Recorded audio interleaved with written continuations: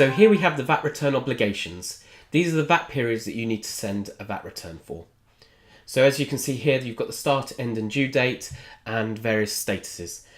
You can see the top one, the return status is fulfilled. This means that HMRC consider this one fulfilled. And then the second one, we've got that it's open. And we've also got statuses from Tax Optimiser, and the top one says it's completed, so nothing more needs to be done. And the other one is confirmation of data required, which means that we need to confirm the data before it can be sent.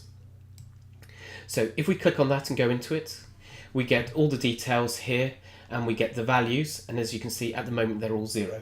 So we need to be able to upload those values, and we can do that using an Excel spreadsheet. You can download it using the download example spreadsheet, or you can use your own, and I'll show you in a moment how the settings look.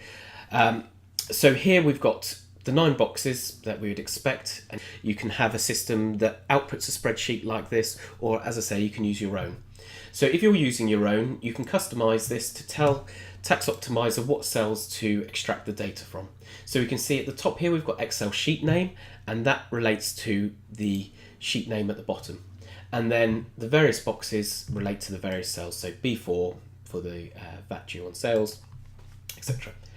Now, as soon as we're happy and we're ready to upload and we've got the data, we can just drag it into here. It'll take just a second or two. And once it's completed, we can see the data's in there. Now, once we've entered all the data, we're going to be happy that everything's okay. We can hit send return. It just comes up with a confirmation. And as long as you're happy, you can add any notes you like. You can hit accept, and that's actually gone to HMRC now.